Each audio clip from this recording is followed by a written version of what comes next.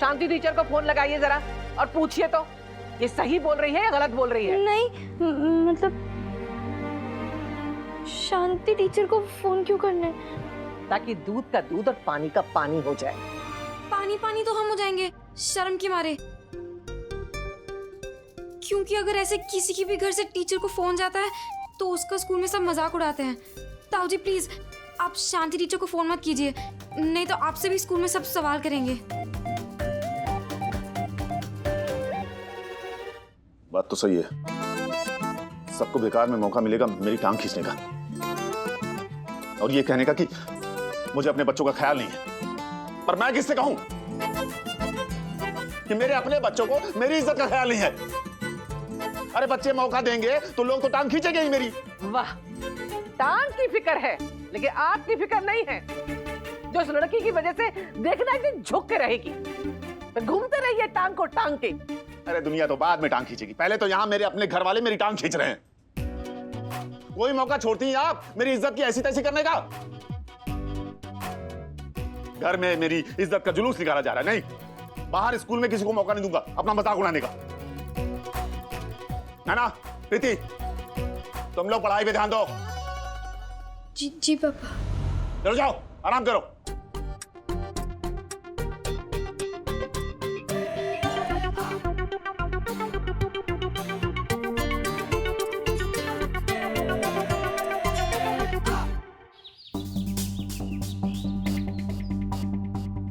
समीर, बच्चा है अभी समीर, थोड़ा वक्त तो लगेगा ही उसे इस घर के तौर तरीके समझने में। वैसे अगर कोई कुछ भी मुझे बोले तो मुझे बुरा नहीं लगेगा, लेकिन अगर मेरे पोते की आंखों में किसी की भी वजह से आंसू आ जाए तब मुझे बहुत बुरा लगेगा। बेटा तुझे याद है ना कि मैं तेरी और विशाखा की शादी के लिए सिर्फ एक शर्त पे मानी थी कि विशाखा अपने साथ समीर को इस घर में नहीं लाएगी, क्योंकि मैं नहीं चाहती थी कि वो समीर और रोहन के बीच बंट जाए। दीपिका तो तुम दोनों की ही बेटी है, लेकिन मेरा रोहन तो बिन माँ का बच्चा है ना, मेरी स्वर्गवासी पहली बहू का बेटा।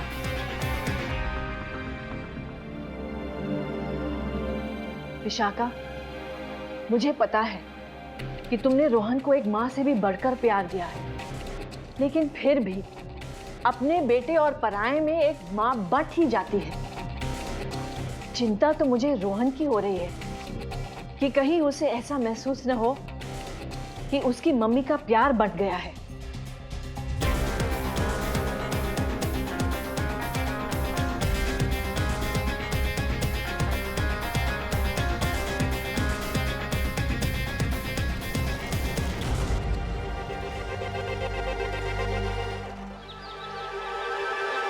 ओ भाई, ये क्या कर ले बाबू, फिर से गणित और हिंदी में नील बटा सन्नाटा, फेल।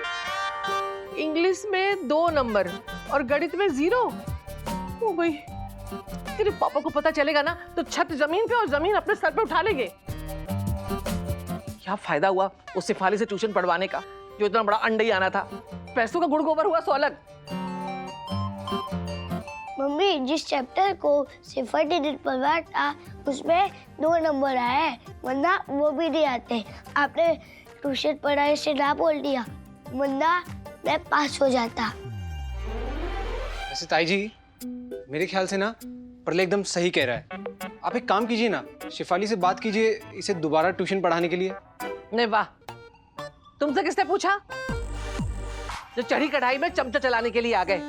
मैं तो ताई जी प्रलय के भलाई के लिए बात कर रहा हूँ, वरना अगर ये ऐसे ही फेल होता रहा तो स्कूल वाले इसे स्कूल से निकाल देंगे, फिर आपको इसे हिंदी मीडियम स्कूल में पढ़ाना पड़ेगा। ओ भाई, जो कि आपको भी पसंद नहीं। तू कह तो सही रहा है, लेकिन मैं भी क्या करती बेटा। तूने देखा था ना पूजा की शादी में कैसे यहाँ वहाँ मेहमान बिलबिला रहे थे, फिर कहाँ शिफाली बैठ कर ट्यूशन पढ़ाती, तो मैंने मना कर दिया। तुझे क्या लगता है अगर मैं उससे बात करूंगी तो अब वो इंग्लिश पढ़ाने के लिए मान जाएगी? वैसे ताई जी, वो गुस्सा तो खैर होगी, आपने उसे बीच में जो ट्यूशन पढ़ाने के लिए मना कर दिया, लेकिन मुझे लगता है ना अगर आप उसे प्यार से मनाएंगी ना तो वो मान जाएगी। हाँ और मैथ्स मैं इसे खुद पढ़ा दूंगा। हाँ हाँ, तू पढ़ा देना, तेरा भाई है ना छोटा, पढ़ा देना इसको। हाँ बिल्कुल। और मैं शेफाली से बात कर लूंगी। जी ताई जी। टेंशन के मारे पेट में गुड़गुड़ और दिल में बुड़बुड़ हो रही है। कहीं ताऊ जी कल स्कूल में शांति टीचर से ना पूछ लें। तू सुन रही है कि नहीं? नहीं प्रीति, इस वक्त मैं बस समीर के बारे में सोच रही हूँ। जब तक मैं समीर से बात नहीं कर लूंगी मुझे कुछ सुनाई नहीं देगा। जब तक मैं उसकी आवाज नहीं सुन लूंगी मुझे चैन नहीं मिलेगा।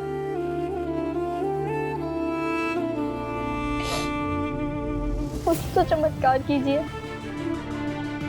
मेरा समीर अहमदाबाद वापस आ जाए। भगवान कुछ तो चमत्कार कीजिए। कर दिया, भगवान जी ने चमत्कार कर दिया, क्योंकि उन्होंने मुझे कुछ याद दिला दिया। क्या बोल रही है तू? चल मिटा दे 1 मिनट। प्रीति, चल दिया। प्रीति रुक, प्रीति, हाँ ना, प्रीति। ये ले, चिट्ठी लिख। क्या करूं चिट्ठी लिख के जब पता ही नहीं है कि भेजनी का है? तो जीजा जी को नहीं, भगवान जी को चिट्ठी लिख। भगवान जी को चिट्ठी? हाँ, मैंने ना एक किताब में पढ़ा था कि अगर भगवान जी का नाम 1111 बार लिखकर कोई मुराद मांगो तो पूरी हो जाती है। सच्ची? लोगों के साथ ही सच हुआ ही होगा, तभी तो किताब में लिखा था। अगर भगवान जी को चिट्ठी लिखने से मेरा समीर वापस आ जाएगा ना, तो मैं उनका नाम 1111 बार नहीं बल्कि 2111 बार लिखूंगी।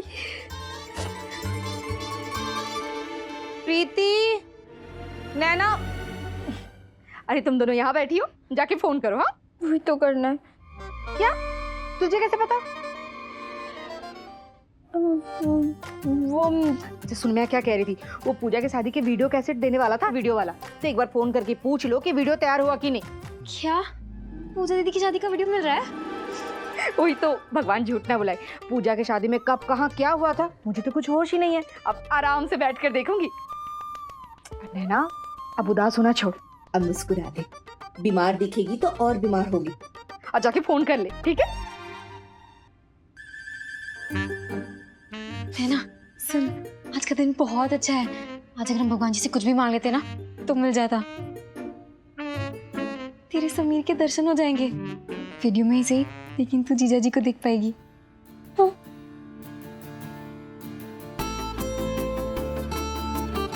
सच में दिल बुद्धू है, पागल है, बावरा है। ये किसी के समझाने से समझने वाला नहीं। वरना क्या ऐसे भगवान का नाम लिखने से कुछ होता है क्या? पर अगर उस समय कोई मुझसे कहता ना कि हिमालय पे झंडा लगाने से समीर दिल्ली से वापस आ जाएगा, तो शायद मैं वो भी कर देती। उन दिनों हम वाकई प्यार में पागल होते थे। ऐसे थोड़ा ना वो गाना बना था, ये पागल है, समझाने से समझे ना।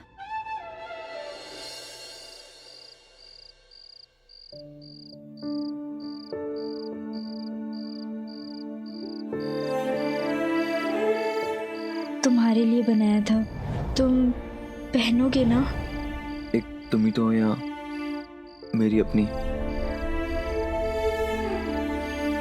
जिससे मैं अपनी दिल की बातें शेयर कर सकता हूँ, अपने दिल का दर्द बता सकता हूँ। पता है ना, यहाँ कितनी गर्मी है, और इतनी गर्मी में मुझे बिल्कुल नींद नहीं आती, और ऊपर से ये कूलर की आवाज़ मुझे सोने नहीं देती। तुम्हें पता है, मुझे यहाँ छोटे से कोने पर सोना पड़ता है, क्योंकि ये मिस्टर टाइम टेबल की नींद डिस्टर्ब ना हो, इसलिए। और जब जब मुझे नींद नहीं आती है ना, मुझे सिर्फ तुम्हारा ख्याल आता है, सिर्फ तुम्हारा।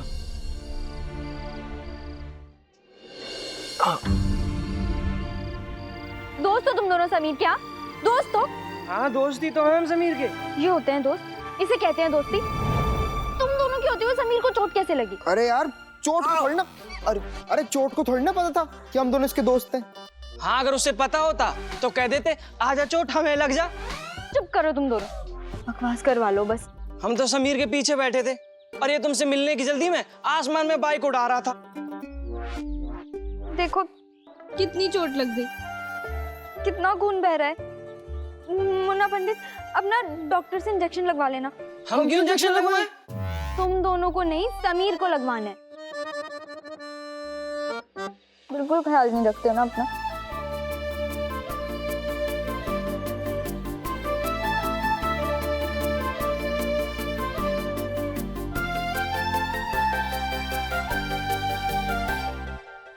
नैना तुम परेशान मत हो, मैं बिल्कुल ठीक हूँ। अच्छा, मैं परेशान नहीं हूँ तो कोई और है क्या जो परेशान हो जाएगी? अरे मेरा मतलब है ये मामूली सी चोट है। मामूली सी चोट? कितना खून बह रहा है? हाँ, खून तो बह रहा है समीर। और कह रहा है मामूली सी है। ये गलत बात है समीर। तुम लोग चुप रहो। अच्छा, तुम बाइक नहीं चलाओगे और साइकिल पे स्कूल आओगे? साइकिल से? साइकिल से? ठीक है, मैं साइकिल से आऊंगा, लेकिन एक शर्त है, तुम्हें भी मेरे साथ साइकिल पे आना पड़ेगा। हाँ भाभी आना पड़ेगा। भाभी आना। चुप करो तुम दोनों और ख्याल रखो समीर का। मैं बिल्कुल ठीक हूँ, और देखो ना, अब तो खून भी आना बंद हो गया है। अब तो स्माइल कर दो।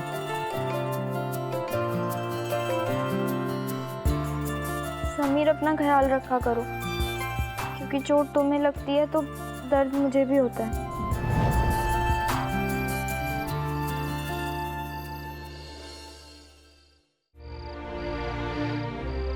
देखा, एक जरा सी चोट लगने पर जो अपने होते हैं ना, उनकी जिंदगी में तूफान खड़ा हो जाता है। और ये नैना, ये दुनिया बिल्कुल अलग है। यहाँ किसी को कुछ फर्क नहीं पड़ता, चाहे शरीर की चोट हो या दिल की।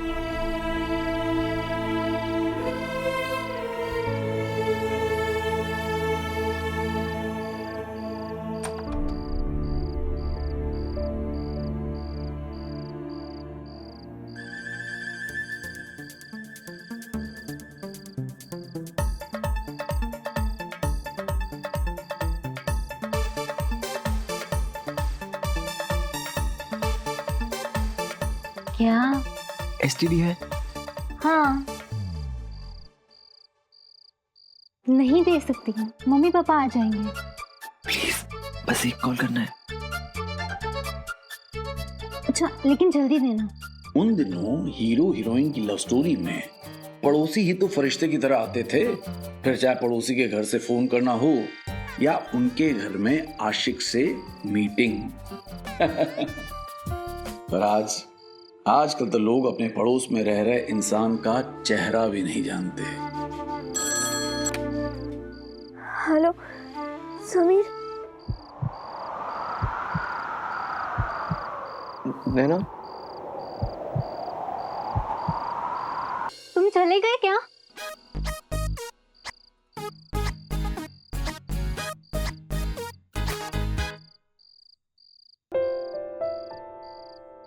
कैसी हो?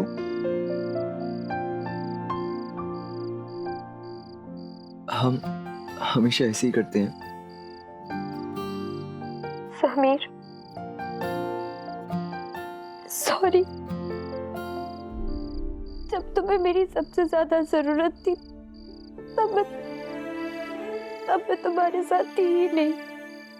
नैना, नाना जी के जाने के बाद मैं होश खो चुका था। तुम प्लीज मुझे माफ कर देना कि मैंने तुम्हें बताया नहीं कि मैं कहाँ जा रहा हूँ। मुझे पता है तुम्हें कितनी फिक्र हुई होगी मेरी। तुम ठीक हो ना? अरे कुछ जवाब तो दो, क्या हुआ? जल्दी फोन दो, मम्मी आ जाएंगी। नैना, कैसी हो तुम? तुम्हारे बिना कैसे हो सकती हो? वैसे ही जैसे यहाँ मैं तुम्हारे बिना हूँ। समीर, तुम अपने खाने पीने का ख्याल रख रहे हो ना? टाइम पर खाना खाना और टाइम पर सो जाना। अपना ख्याल रखना। नैना, तुम भी अपना ख्याल रखना। और हाँ, अपनी वो हंसी खोने मत देना जो मुझे सबसे ज्यादा पसंद है। हम भले ही दूर हो, लेकिन हमारे दिल एक दूसरे के पास हैं। किस्मत हमें जुदा कर सकती है, लेकिन हमारा प्यार हमें कभी जुदा नहीं होने देगा।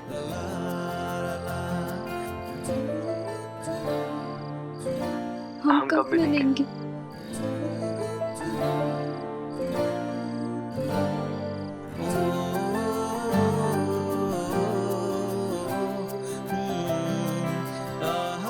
अभी हाँ। नैना, अपनी खिड़की के बाहर आसमान में देखो।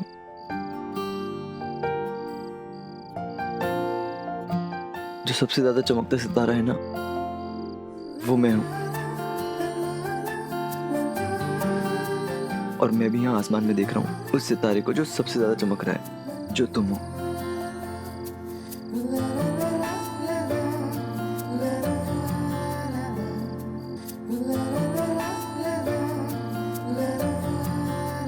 सच कहूं तो मैं तुम्हारे बिना नहीं रह सकता। मेरे बिना? मैं तो हमेशा तुम्हारे पास हूँ। शहरों में दूरियां आ गई हैं, पर हमारे दिलों में कोई दूरियां नहीं ला सकता। ये दूरियां हमारे दिलों में कभी दूरियां पैदा नहीं कर सकती। ओह गॉड, उस फोन कॉल का क्या दर्द था, क्या इमोशंस थे, मैं बता ही नहीं सकता। ये हर वो आशिक समझेगा जिसने 90s के दौर में इश्क किया था। भले हम एक दूसरे से मिल नहीं पा रहे थे, भले हम एक दूसरे से मन भर के बात नहीं कर पा रहे थे, लेकिन हमारा प्यार बढ़ता ही जा रहा था। आजकल के जमाने की तरह नहीं, यहाँ लॉन्ग डिस्टेंस आते ही दिलों में भी दूरियां आ जाती हैं। ये तो उन दिनों की बात है जहां दूरी जितनी बढ़ती थी, दिलों की दूरी उतनी ही घटती थी। जुदाई की आग में तप कर प्यार खरा बन जाता था।